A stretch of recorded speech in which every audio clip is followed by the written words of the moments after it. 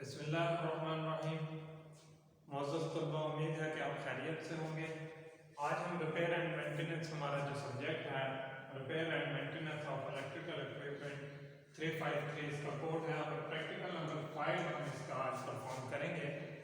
जैसा कि आपको बोर्ड पे लिखा हुआ नजर आ रहा है, AC Motors power हॉलिंग and repairing.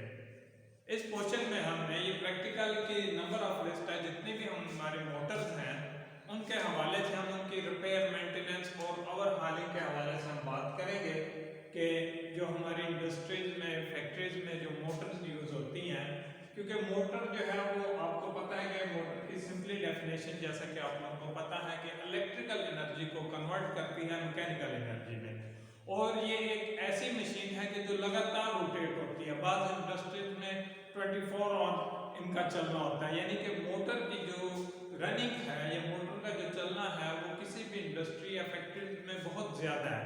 और जब कोई मशीन चलेगी और उसके अंदर लॉसेस पैदा होते हैं, हीट पैदा होती है, तो जाहिर बात है उसकी रिपेयर और मेंटेनेंस की भी ज़रूरत पेश आती है। तो इस हवाले से आज हम बात करेंगे कि एसी मोटर्स की जो ओवर हॉलिंग और रिपेयरिंग है वो किस तरह से की जाए।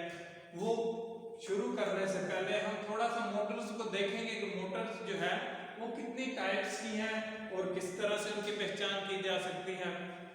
जैसा कि स्टूडेंट्स हम सीखने वाले हैं, तो हमें देखने से कैसे पता चलेगा कि मोटर्स की कौन सी टाइप है। सेकेंड ईयर में जैसा आपने एसी मशीन पढ़ा, डीसी मशीन्स के जो सब्जेक्ट आप अपने डिप्लोमाज में पढ़ते हैं, उनमें मोटर्स की डिफरेंट टाइप्स हैं। अब वो टाइप्स आपको कैसे पता चलेगा कि मोटर की कौन सी टाइप है। पहले तो सिंपली बात ये होती है कि हर मोटर के ऊपर नेम प्लेट लगी होती है छोटी सी,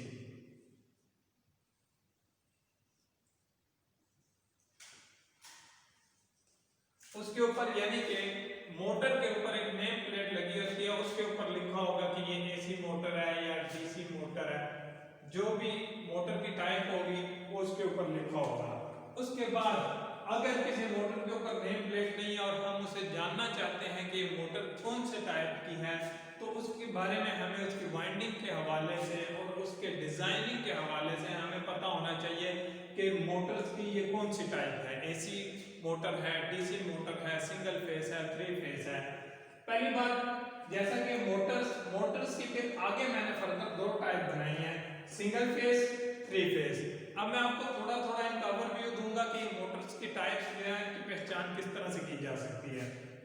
सिंगल फेस मोटर सिंपली जो हमारे डोमेस्टिक लेवल पर यूज होती हैं मोटर्स, वो ज्यादातर single phase AC motor capacitor run उनको कहते हैं। उनका मुकम्मल नाम हम इस तरह से भी लेते हैं, single phase AC motor capacitor run या capacitor run single phase AC motor. सबसे बड़ी पहचान सिंगल फेस मोटर की होती है कि उसके साथ कैपेसिटर यूज होता है। उसके साथ आप देखेंगे कि कैपेसिटर का इस्तेमाल होता है। 3 फेस में कैपेसिटर का इस्तेमाल नहीं है। 3 फेस एसी मोटर के अंदर कैपेसिटर का इस्तेमाल नहीं है। बेसिक आपको मोटर के देखने से ये बात क्लियर हो जाएगी, यानी कि सिंगल फेस के ऊपर टर्मिनल बॉक्स के साथ एक बॉक्स लगा होगा जिसके अंदर कैपेसिटर होता है, लेकिन 3 फेस के अंदर ऐसा कोई मामला नहीं होता। फिर मोटर की वाइंडिंग का भी डिफरेंट होता है। सिंगल फेस के अंदर स्टार्टिंग और रनिंग वाइंडिंग होती है, जिसके कॉइल सेट अलग अलग से बनाए जाते हैं। जैसा कि 3 फेस में सिंगल जो है 2 किस्म की वायर तो इस्तेमाल होती है, लेकिन उसकी वाइंडिंग को देखने से पता नहीं चलता। सिंगल फेस और 3 फेस वाइंडिंग को देखने से इसको पता नहीं चलता, यानी वाइंडिंग ऐसे डिजाइन की जाती है कि वो एक दूसरे के अंदर मिली हुई होती है। जबकि सिंगल फेस के अंदर रनिंग वाइंडिंग अलग से होती है, स्टार्टिंग वाइंडिंग अलग से होती है। अब हम फिजिकली जो है कि मोटर्स को खोलेंगे, सिंगल फेस की भी मोटर को खोलेंगे और चेक करेंगे, और 3 फेस की मोटर को भी खोल के चेक करेंगे।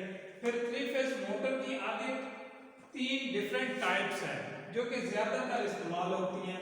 उनमें सबसे पहले जो टाइप है वो स्क्विरल केज है, ठीक है। उसके बाद राउंड रोटर, सिंक्रोनस मोटर। इनके बारे में थोड़ा थोड़ा मैं आपको बता दूं। स्क्विरल केज एक ऐसी मोटर होती है जिसका रोटर, मोटर के बेसिक 2 मेन पार्ट होते हैं।